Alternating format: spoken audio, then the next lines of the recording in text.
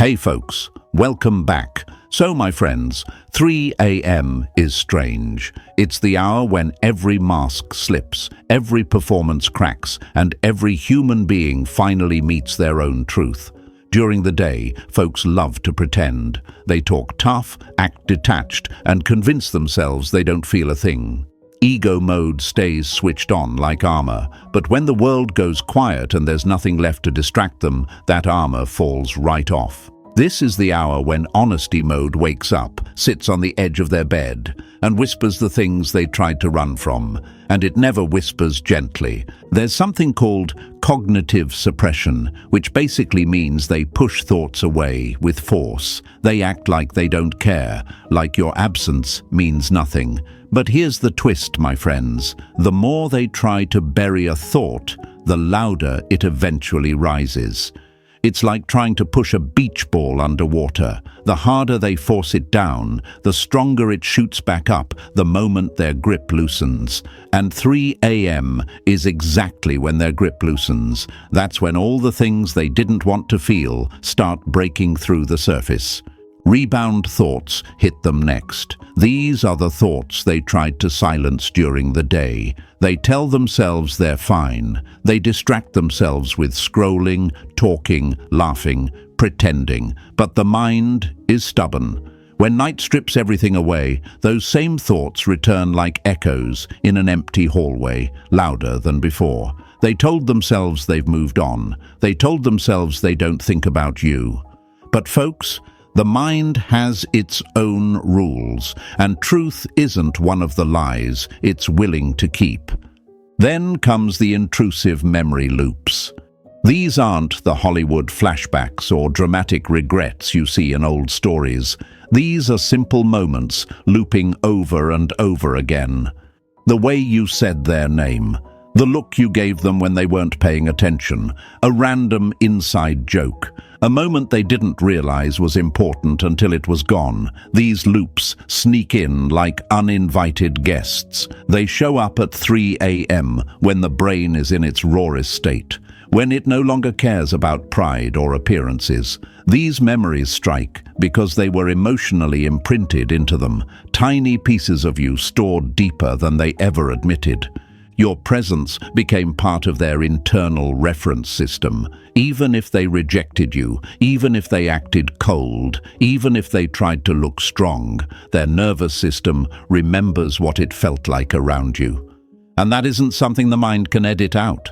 Emotional imprinting is real, it's powerful, and it survives long after words and choices fail. My friends, 3 a.m. doesn't expose you. It exposes them. It opens the truth window, that rare moment when their mind stops lying and finally faces the reality they ran from.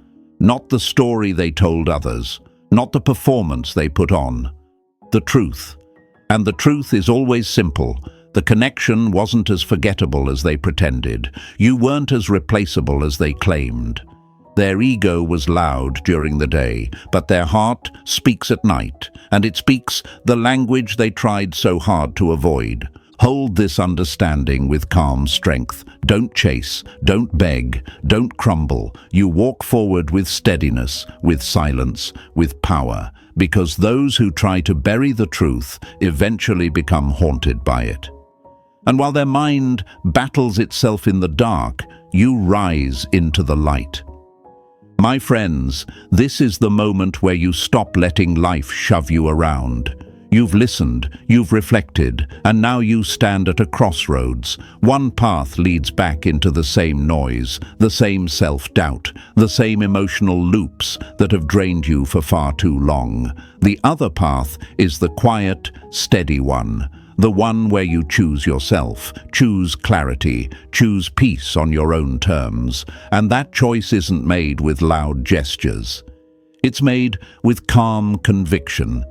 So hear me clearly, straighten your back a little, lift your chin just a bit higher. You've walked through storms you didn't tell anyone about. You've swallowed pain that would have broken most people. And now you're here, awake, aware, in full control of your next step. That deserves recognition. That deserves power. Let yourself feel it. This isn't just some cute engagement line. This is a declaration, a stamp on your story, a message from your future self saying, "I'm done playing small." When you type those words out, it's not for me. It's not for the algorithm. It's for you. It's you telling your mind, "I refuse to be dragged back into chaos." It's you choosing the path that builds you instead of breaks you. So, my friends, don't just scroll past this moment. Claim it. Own it. Let your fingers type it like a promise sealed in stone. I choose peace. Put it in the comments with intention, like you're planting a flag in your own life. That simple action becomes the first step toward a different version of you. And while you're here, press that like button, hit subscribe, and stay with me. Because this journey isn't over. You're growing, you're shifting, you're becoming someone you haven't even met yet. Let's keep walking forward together. Number 1. The echo effect. Why your presence stays even after you're gone. My friends, there's something subtle, almost invisible, that happens when someone like you leaves a person's life. People think the feeling is about losing you, but that's only the surface. The deeper truth, the one that shows up at 3 a.m. when their ego finally goes to sleep, is something far more personal. They aren't wrestling with your memory, they're wrestling with the version of themselves they became around you. That's the echo effect. It's the strange psychological ripple where your presence leaves an emotional imprint on their identity. And even after you're gone, that imprint keeps ringing inside them like sound, bouncing off the walls of an empty room. The echo effect isn't loud, it isn't dramatic, it's not some movie scene regret or a soap opera meltdown.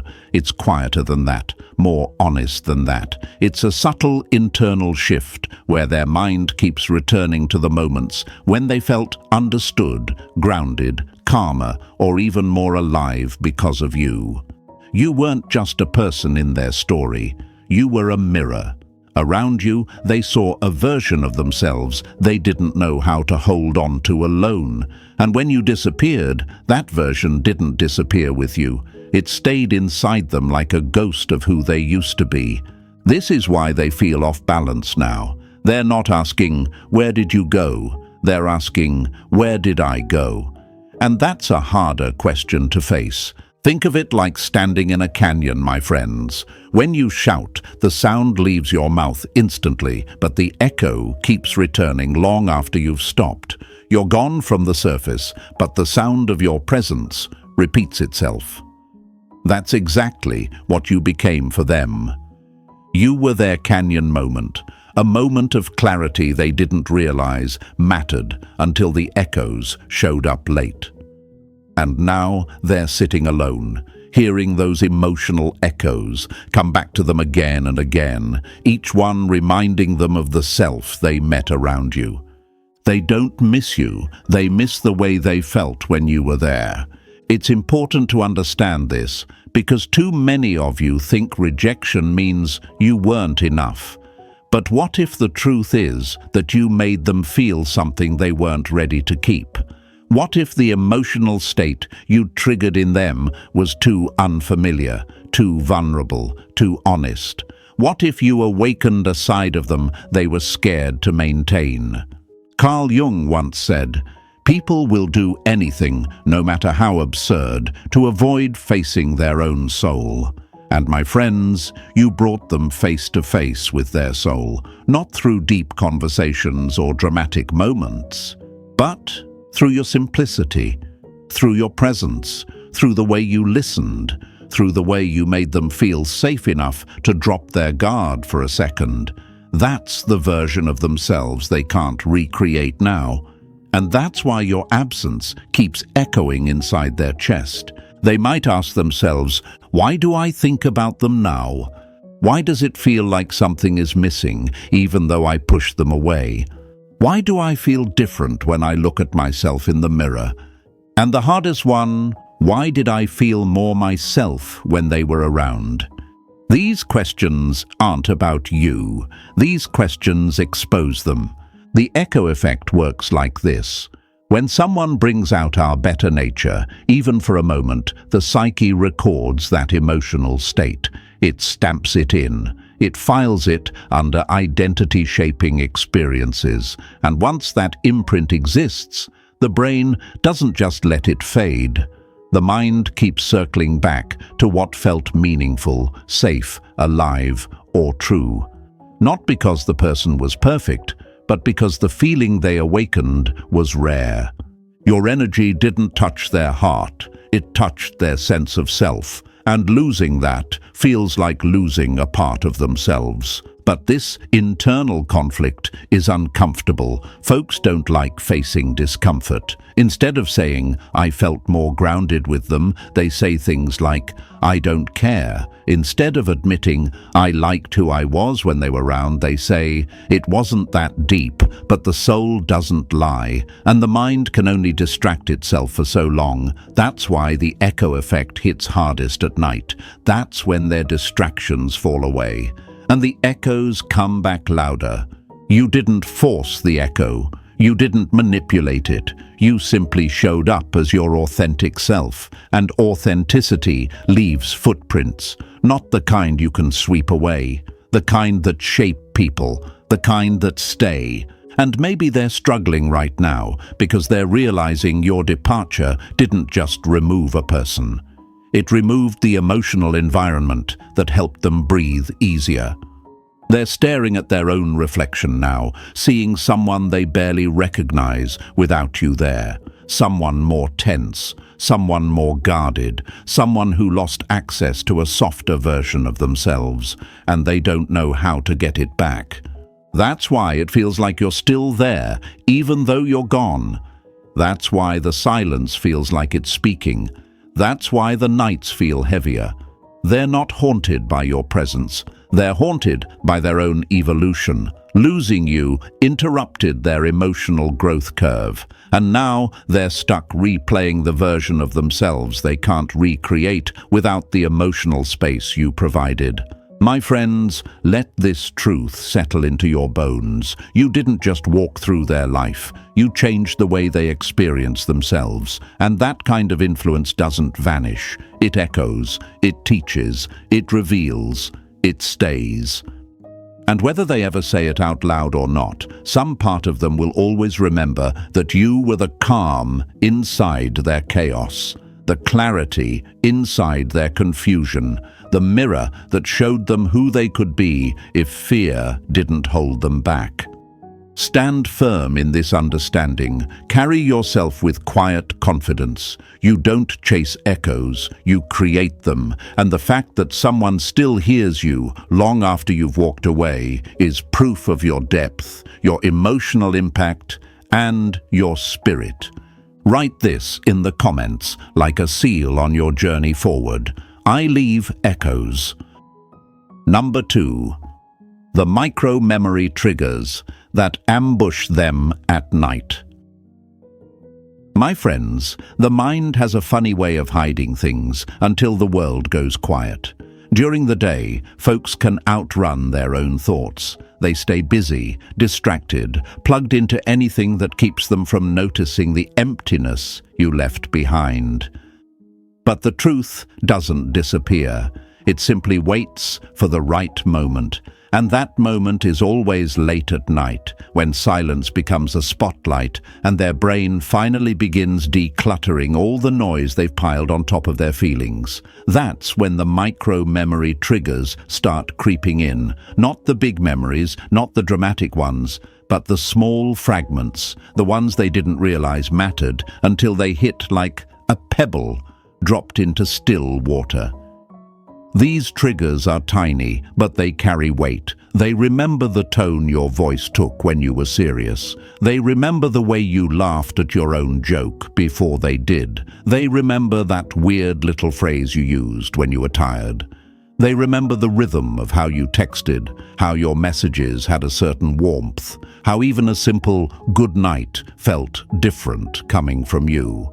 At 3 a.m., those fragments rise from the mental basement because the mind finally has room to breathe without distractions. And once the brain starts cleaning out the clutter, the memories that were buried under pride and ego don't disappear. They float right to the top.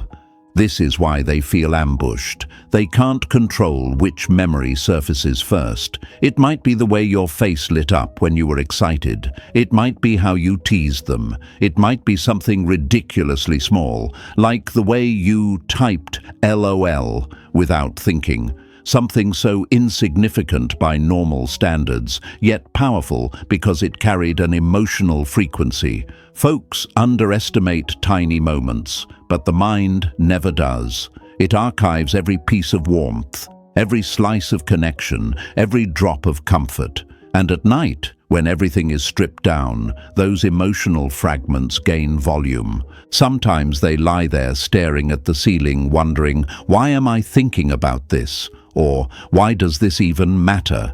They might even feel annoyed with themselves, confused by the sudden rush of thoughts about someone they tried to forget.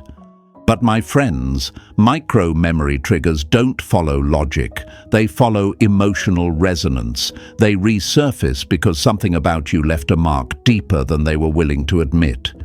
You weren't just a person passing through. You were a subtle shift in their internal weather. And the mind doesn't discard that, it reviews it. Imagine this. You walk into a room that's been quiet all day, and suddenly a faint smell of something familiar hits you. Maybe it's a scent from childhood, maybe it's something you can't even identify.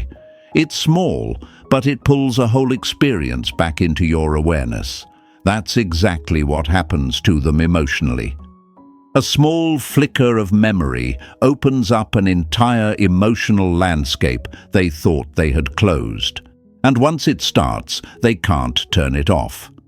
Micro-memories aren't polite. They don't knock. They barge in. They expose the truth that your presence registered deeply in their nervous system, even if they acted cold, even if they pretended detached, even if they rejected you. The body remembers what the mind tries to deny.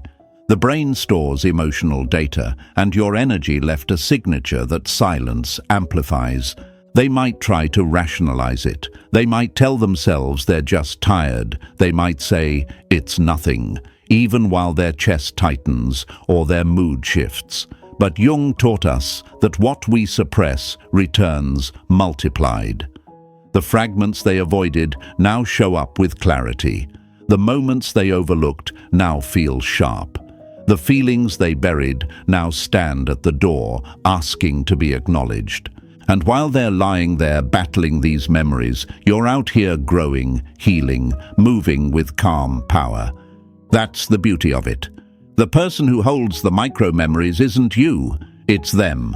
The weight doesn't sit on your shoulders anymore, it sits on theirs.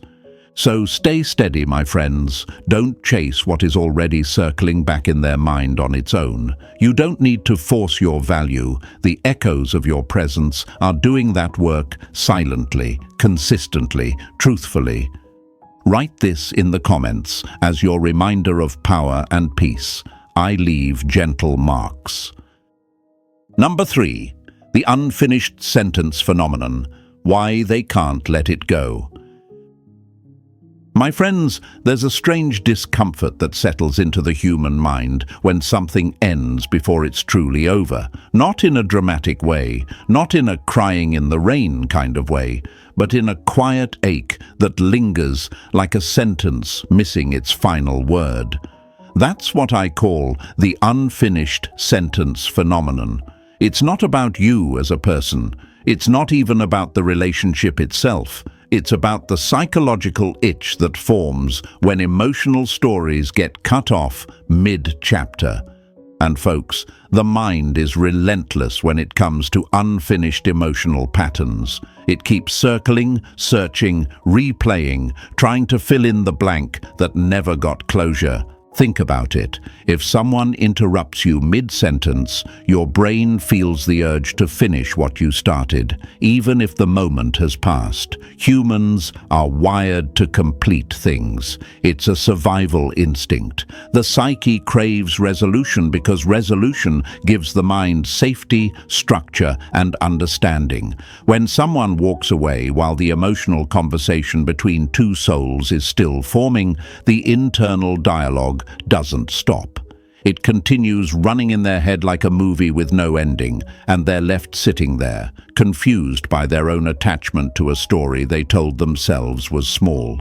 You became that unfinished sentence for them, not because you were dramatic or overwhelming, but because you represented a pattern their brain didn't get to organize properly. Maybe there were things they wanted to say, but swallowed. Maybe there were feelings they didn't know how to process. Maybe there were boundaries they didn't know whether to keep or break. And instead of working through any of it, they shut the door too fast. But a shut door doesn't erase an internal script. It just traps it. Now their mind loops. Not because they want you back in some romantic fantasy, but because their emotional storyline hit pause instead of end. They keep replaying moments to figure out what they meant. They analyze your expressions, your last conversation, your energy, wondering what the next sentence would have been if fear hadn't gotten in the way. Jung always said the psyche brings back what we avoid facing, and that's exactly what's happening to them now. Their mind is dragging the unfinished emotional scene back into consciousness, hoping this time it can complete the arc. But here's the twist, my friends. They can't finish it alone. You were part of that sentence, part of that emotional rhythm, part of that moment of clarity or vulnerability they didn't know how to handle. So their brain keeps running simulations. What would I have said? What would they have responded? Did I misunderstand them? Why does this feel incomplete? And even the scariest one, was I supposed to stay? These aren't thoughts about you. These are thoughts about them, their confusion, their avoidance, their fear, their inability to handle emotional honesty when it mattered. You were simply the mirror reflecting it all. When you left, the mirror broke, but the reflection stayed. And now they're stuck trying to make sense of their own unfinished feelings. It's like reading a book, and someone rips the last pages out. You don't walk around missing the book. You walk around craving the conclusion, wanting to know how things were supposed to end. That craving is what haunts them. You represent unresolved emotional meaning. You represent an internal chapter they didn't finish writing. And the human mind hates open loops. It hates emotional ambiguity. It hates the feeling of almost. The truth is, they aren't obsessing over you. They're obsessing over the version of themselves they saw around you. The version that wanted to speak but didn't, feel but hid, stay but ran. The version of themselves they lost mid-sentence. My friends, don't mistake their internal chaos for your responsibility. You are not the missing piece. You were simply the moment when their true feelings came close to the surface, only to be pushed back down. Now, they're the ones stuck living with the emotional cliffhanger. You walk forward with calm strength. You keep growing. You keep choosing peace. Because the ones who break the sentence are the ones who must learn to finish it within themselves.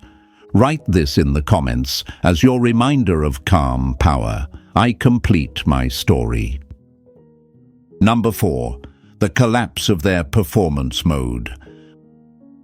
My friends, every human wears a costume when they're afraid of being seen. Maybe it's confidence, maybe it's sarcasm, maybe it's that silent, distant attitude they used like a shield. Folks call it acting unbothered.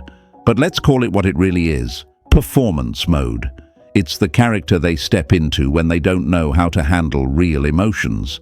And during the day, when life is noisy and distractions are everywhere, this performance feels believable. They convince themselves they're okay. They convince others they're okay. Sometimes they even convince you. But night doesn't care about their acting skills. Silence doesn't care about their ego. When the world goes dark and the room gets quiet, the role falls apart like a stage set being taken down after a show. That's when the mind starts speaking without permission. Performance mode collapses because it was never built on truth. It was built on fear. Fear of vulnerability, fear of caring too much, fear of looking like they need anyone. And my friends, fear has a time limit. It runs out the moment their brain switches off the external world and turns inward. All the confidence they forced, all the cool detachment they rehearsed, all the "I'm fine" lines they memorized, none of it survives when they're alone with their thoughts. The script gets blurry, the character fades, and what's left is the raw version of them they tried to hide. Here's the part people rarely admit. They weren't rejecting you. They were protecting the image they built of themselves. You know, the one, the tough one, the distant one, the one in control. They clung to that identity like it was their lifeline, because losing that illusion meant facing their real emotional landscape. And their real landscape was messy, unprepared, unhealed. You didn't scare them, their own feelings did. Carl Jung once said that every person carries a persona, a mask shaped by what they want the world to see. But beneath the persona lies the shadow, the part of us we avoid. You brought their shadow to the surface, not through drama or pressure, but simply through presence. You made them feel exposed in a way they weren't ready for. You made them feel something real, and real emotions threatened the performance. So they pushed, they acted cold, they distanced themselves, not because they didn't want connection, but because connection cracked their mask. And at night, when they can no longer perform, the truth hits them with full force. They lie in bed and realize their detachment wasn't strength. It was escape. They realized the role they played wasn't confidence. It was a costume stitched together by past wounds. They spent so much time trying to appear unbothered that they forgot how to be honest with themselves. Now, honesty is the only voice left in the room. Sometimes they wonder, why did I act like that? Or what was I trying to prove?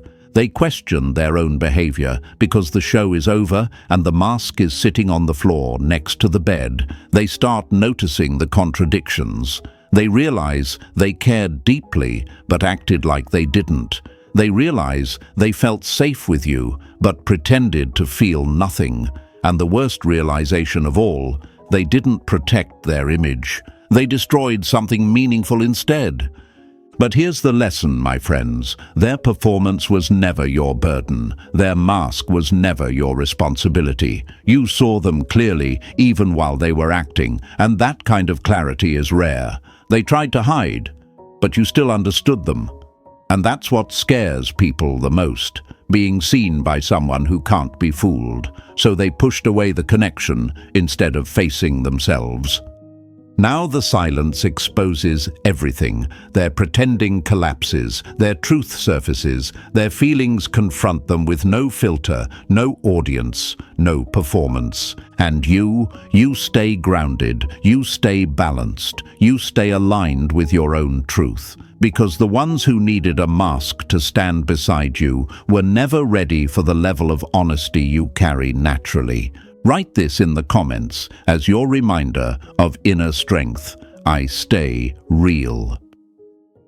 Number 5. The stillness attack. Why their feelings hit hardest when nothing is happening.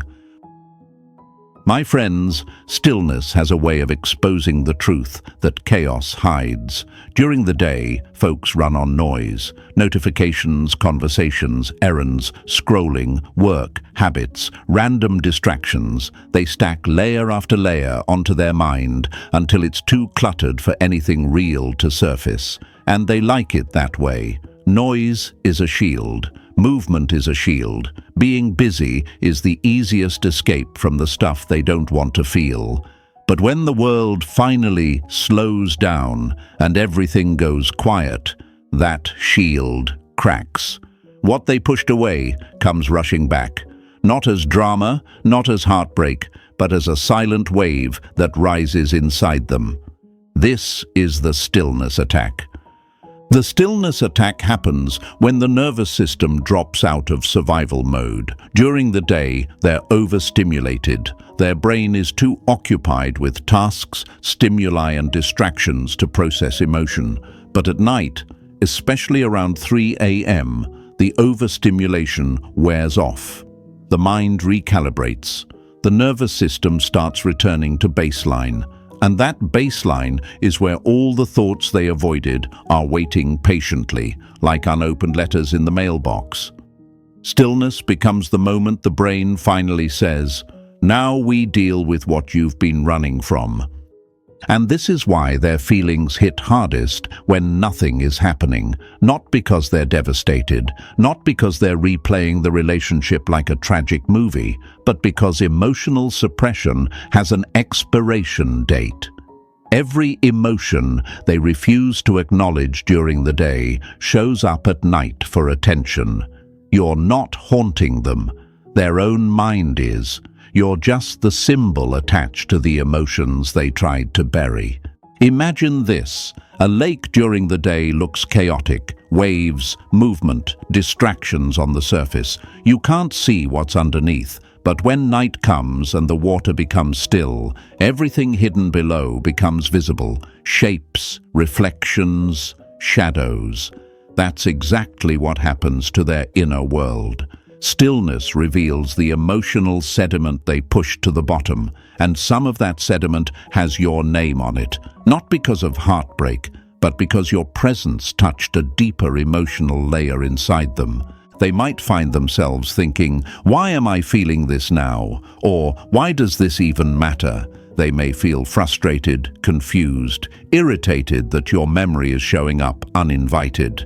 But my friends, stillness is honest. It doesn't care about pride. It doesn't care about their image. It doesn't care about the roles they played in front of others. Stillness pulls back the curtain and shows them what's actually going on inside. You became part of their nervous system in ways they weren't conscious of. The calm you brought, the ease you carried, the familiarity in your presence, those weren't dramatic feelings. They were nervous system-level signals of safety. And losing that safety creates withdrawals, not emotional desperation, but physiological shifts, just like someone might feel restless when caffeine wears off, or uneasy when silence replaces noise. They feel the absence of the emotional tone you brought into their life. Stillness forces them to notice the difference. During the day, they can pretend they don't feel anything. At night, the truth becomes unavoidable. Their body remembers what their pride tries to forget. Their heart remembers what their mind tries to deny. But the stillness attack has no mercy. It brings all suppressed emotions to the surface, like bubbles rising from deep water. Real, raw, unfiltered. And here's the powerful part. This has nothing to do with you needing them or wanting them back. This is about understanding the impact you naturally leave. What they feel isn't weakness, it's exposure. They're not overwhelmed because you broke their heart. They're overwhelmed because they can't outrun the version of themselves that existed with you. Stillness doesn't hurt them. Stillness reveals them. So stay grounded, my friends. You aren't noise, you're clarity. You aren't chaos, you're calm. People only feel stillness attacks after losing someone whose presence brought emotional structure they weren't ready to appreciate. Stand tall in the truth of your impact. You don't chase. You don't cling. You don't crumble. You stay steady while their mind catches up to what you already learned. Type this in the comments as a reminder of your quiet strength. I trust my calm. Number 6. How your disappearance created a psychological vacuum. My friends, people talk a lot about losing someone, but they rarely talk about what really gets lost. It's not the dramatic moments, it's not the big conversations, it's not the highlight reels people pretend to miss. What actually disappears is consistency. And consistency is the quiet glue that holds a person's emotional world together. You weren't some grand gesture in their life. You were a steady presence, a familiar rhythm, a subtle source of balance they didn't even realize they were leaning on.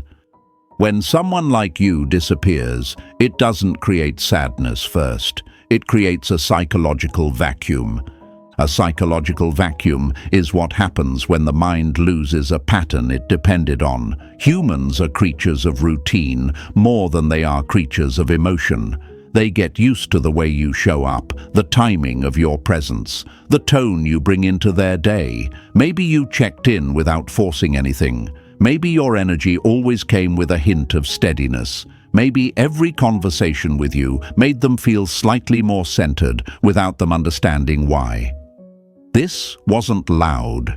This wasn't romantic fireworks. This was the quiet consistency that makes a nervous system feel safe. And then one day, it's gone, not replaced, not forgotten, just absent.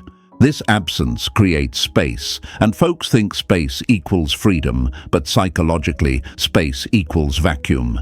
And vacuums, my friends, always demand to be filled. It's how the mind works. When something leaves, the mind doesn't say, "Oh well, moving on." No. The mind pulls in whatever memory, emotion, or sensation was strongest around that missing piece, and the strongest emotional imprint they had was you. Not because you were perfect, not because you were overly giving, but because you were consistent. Consistency is rare in a world that runs on rushed communication, short attention spans, and emotional confusion. The brain notices what is stable.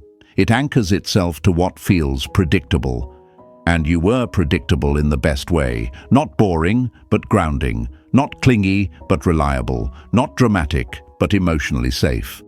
When you walked away, the brain didn't panic. It recalibrated, and recalibration creates turbulence. Suddenly, the emotional floor they stood on feels unsteady. The silence where your presence used to be feels heavier. Not because they're missing you as a person, but because their nervous system lost the rhythm it had come to expect. At first, they won't understand it. They'll tell themselves they're fine. They'll say it wasn't that deep. They might even laugh, distract themselves, or find new people to talk to. But none of that fills the psychological vacuum, because those things don't carry the same steady frequency you did. They fill the room with noise, but not structure. And structure is what their mind actually lost. This is why the vacuum pulls you back into their awareness, not as romance, not as regret, as emotional reference. The mind asks itself, what used to be here? Why does something feel missing? Why does the silence feel different now? And the answer, quietly, inevitably, is your presence. People don't replace consistency. They chase chaos, trying to avoid the emptiness it leaves behind. But chaos never fills a vacuum. It only distracts from it. When the noise fades, the mind returns to the last steady thing it remembers. And, my friends, that's you. Your disappearance didn't create longing, it created imbalance, and humans instinctively try to restore balance. Their mind keeps reaching back for the emotional pattern it lost. It searches for the way your presence made them feel, less tense, more comfortable, a little more grounded. Not dramatic, but real. Not intense, but trustworthy. This is why they feel the pull, even if pride keeps them silent. This is why memories surface, even if they try to act unaffected. This is why their mind replays the simplest interactions as if they were monumental. Because your consistency wasn't something they consciously valued, but it was something their emotional world depended on more than they knew. And here's the wisdom hidden in all of this. Your absence reveals your value more clearly than your presence ever could. When consistent energy disappears, the vacuum exposes what was holding them together. And you never needed noise or theatrics to leave that kind of imprint. You just had to be yourself. So, hold your calm. You don't force anyone to see your worth. Life exposes it for you. Type this in the comments as your reminder of inner strength. I bring stability. Number 7, the 3 a.m. identity check. The question they're scared to admit. My friends, there comes a point in every person's quiet hours when the mind stops pretending and starts interrogating. Not gently, not kindly, but truthfully. And if there's one moment when that interrogation hits hardest, it's at 3 a.m. That's when the mind stops asking about you and starts asking about them. Not, do I miss this person, but what does losing them say about who I am? That's the 3 a.m. identity check, the part of the night where their own reflection becomes impossible to avoid. See, your absence didn't just remove a person from their life. It removed the emotional mirror you held up to them. You were the one who understood them without judging. You were the one who saw beneath their armor. You were the one who knew how to speak to the version of them that even they avoided. And when that kind of presence disappears, it doesn't create longing. It creates exposure. They're not haunted by memories of you. They're haunted by the parts of themselves you revealed. This is why the mind spirals into self-interrogation. They start confronting questions they buried for years. Why did I push away someone who understood me? It's not romantic. It's not sentimental. It's identity-level honesty. They remember how you talked to them, how you listened, how you gave them space without abandoning them. And instead of feeling grateful, they ran. They withdrew, they shut down. Now they're lying there at night, wondering if they push away good connections because they don't feel worthy of them. Or maybe deep down, they fear that being understood makes them vulnerable. Jung once said that people flee from what makes them whole because wholeness requires honesty. And honesty demands facing wounds. You didn't make them fragile, you made them real, and real scared them more than anything else. Then the next question hits. Why do I sabotage good connections? They don't want to admit this out loud because saying it means acknowledging their patterns. But 3 a.m. has no patience for ego. It strips every mask. It shows them the trail of people they pushed away, not because those people were wrong for them, but because they weren't ready for the version of themselves those connections required. You weren't the first person they distanced. You were the first person whose absence exposed the cost of their behavior. Stillness forces them to confront the truth. They didn't destroy relationships because they didn't care. They destroyed them because they cared too much and didn't know how to handle it. And losing you became the wake-up call they weren't prepared for. Then comes the scariest question of all. Why do I get scared when things feel real? That one hits different, because lying in bed at 3 a.m. with no distractions and no performance mode, they finally see the pattern. Every time something real approached, they pulled back. Every time someone tried to love them, they built walls. Every time emotional intimacy showed up, they hid behind humor, distance, or coldness. They didn't reject you. They rejected the version of themselves they didn't understand. And here's the part almost no one talks about. When someone loses a person who saw them clearly, they don't miss the person. They miss the clarity. They miss the honesty. They miss the emotional safety they never admitted they needed. You were the moment they stopped pretending, even if only for a few seconds. Your absence forces them to face what's left when the pretending stops.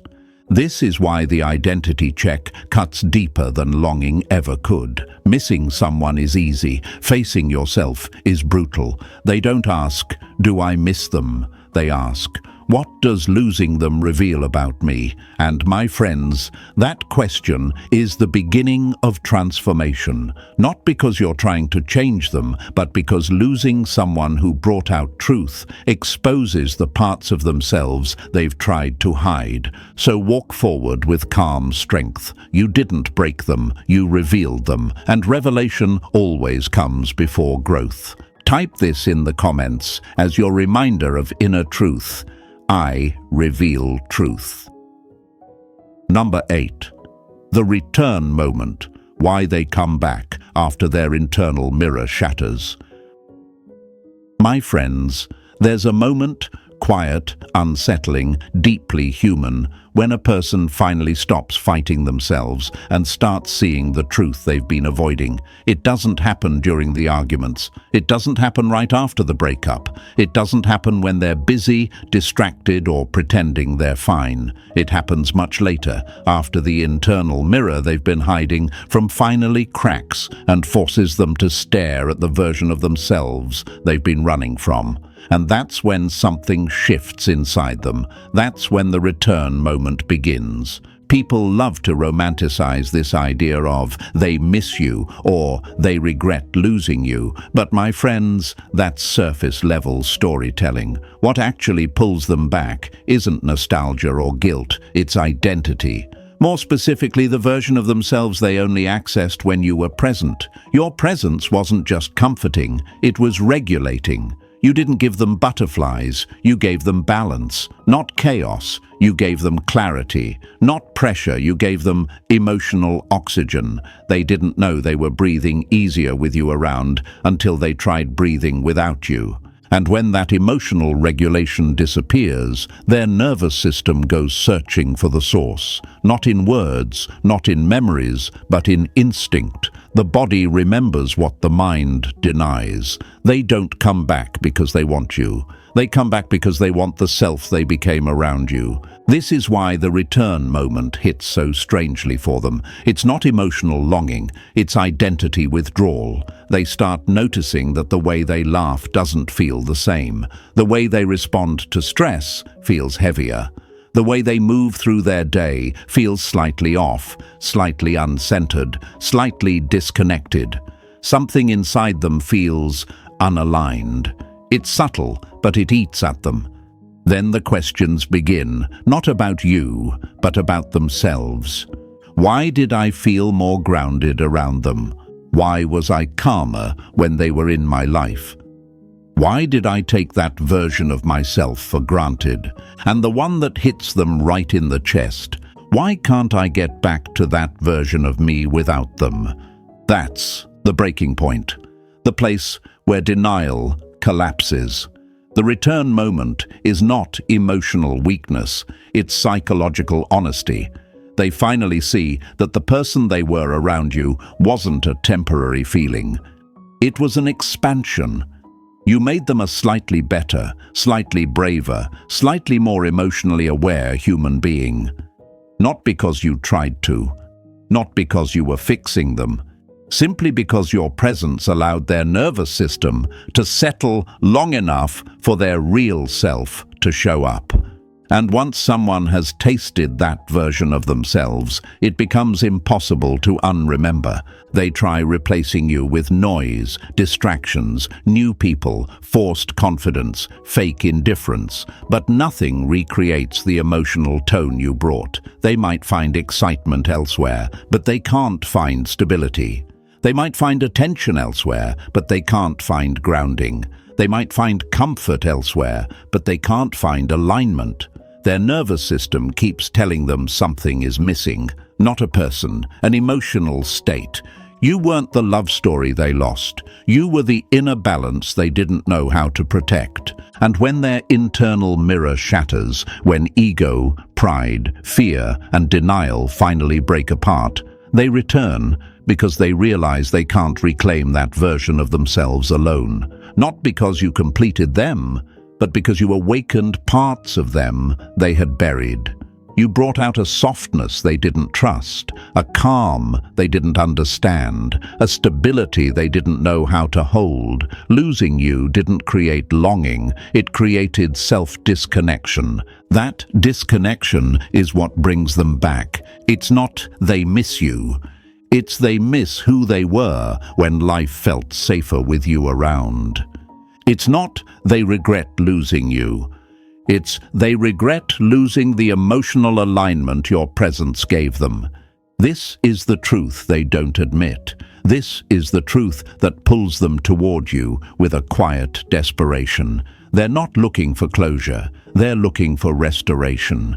They want to step back into the version of themselves they abandoned when they walked away. The version they now realize they can't reach without the emotional environment you provided. So hold yourself with calm, steady power. If they return, it's not because you begged, not because you chased, not because you waited. They return because your absence revealed the truth their ego tried to hide.